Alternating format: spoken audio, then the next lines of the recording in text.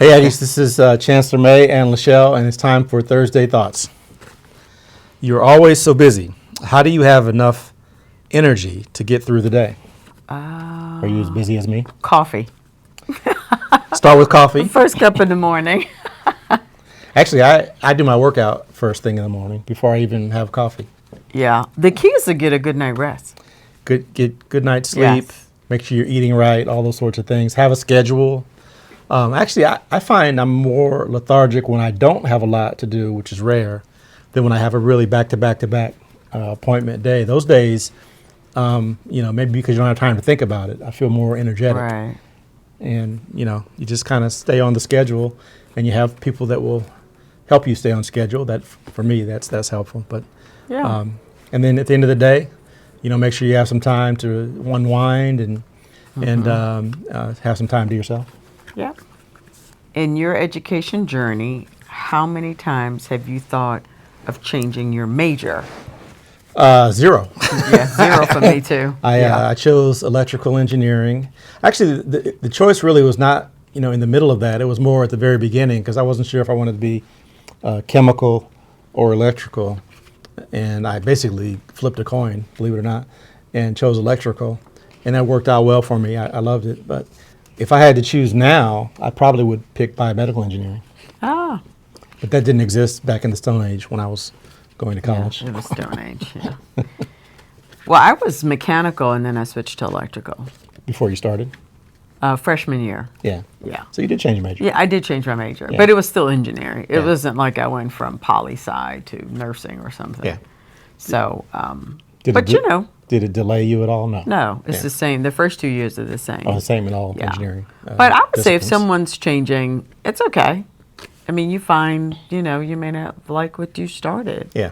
Yeah, that's okay. I think that's probably more normal than not. But, right? Or I don't know. You're in education.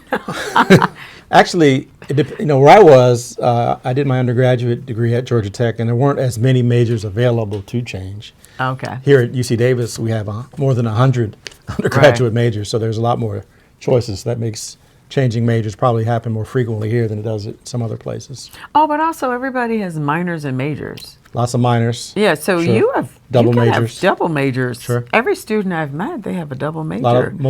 A lot of our students do have minors. But this or is two really minors. nice because then you could choose between your major or minor or major. Yes. Oh, yeah. Yeah. How do you deal with the haters?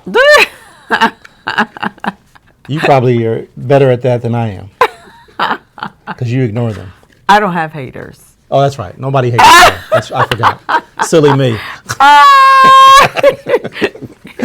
But for me, I'm a thin-skinned, people-pleasing perfectionist, so I'm sensitive to those things, and I try to actually use you a lot for support when I have to deal with someone who's been difficult, or some comment or something that's been difficult, or some demonstration or activist that's been difficult. But over time, your skin does thicken. I apply some skin thickening ointment, and over time, you learn to focus on the important things and not the so-called haters. I think one of the things about the haters, at least the social media haters, typically are people that don't have the courage to say whatever it is they're saying on social media to your face. Typically, Right. But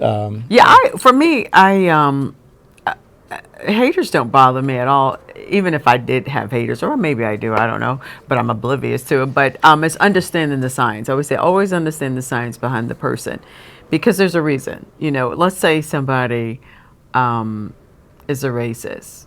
There's a reason they're racist. Either they were raised that way, they're around certain people, they feel like their shortcomings, they feel like their race is greater. They're insecure. If you kind of understand these things, it doesn't make you dislike them as much. So you understand. But as long as the hater's not a serial killer, then I'm into something else. We try to avoid serial killers. That's good advice. Yeah. Then my opinion changes about a hater. Yeah. But in general, people usually have reasons, or just how weird they may be. Right? I do have to say I have less tolerance for people. So you can hate me and say things about me. I have almost zero tolerance for somebody who might say something about you or the kids or anybody okay. else close to me. That's when I kind of lose it. Yeah. But that doesn't happen often. Yeah, 'Cause you don't have any I haters. don't have any Yeah, haters. that's All right. right. Have you ever been to Comic Con? So let me get this straight. It's Comic, Comic Con. just, it's not one word, two separate words. It's con is convention Oh, so it looks like, why don't they say Comic Convention? because it's cooler to say Comic Con. And Clearly, I haven't been to No. Comic I- Con. I have not yet either. I would like to go. It's in San Diego. That's where they have it every year when there's not a pandemic.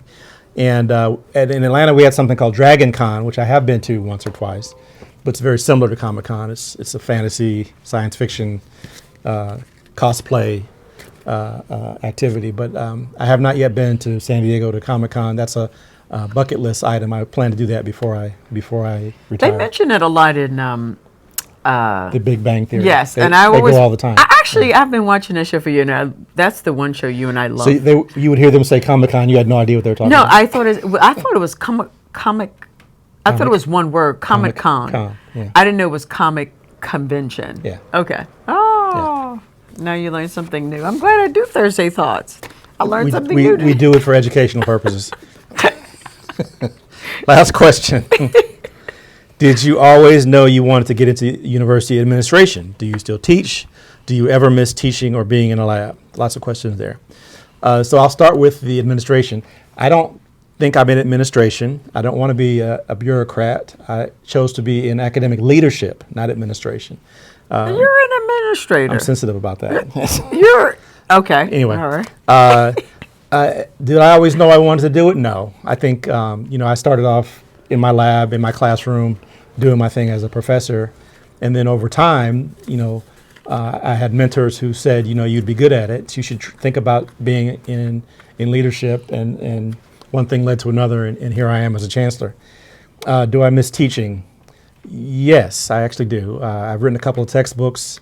Don't get to teach from my own textbooks. That's a miss for me, something I'd like to do again at some point. I do guest lectures from time to time on campus, so you may see me in the Science of Superheroes class that Professor Castro teaches in engineering.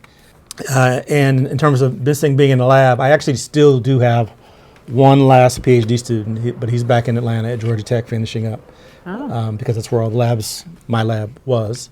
And I have not yet added a student here at UC Davis, and I don't know that I will. So yes, I miss some of that as well.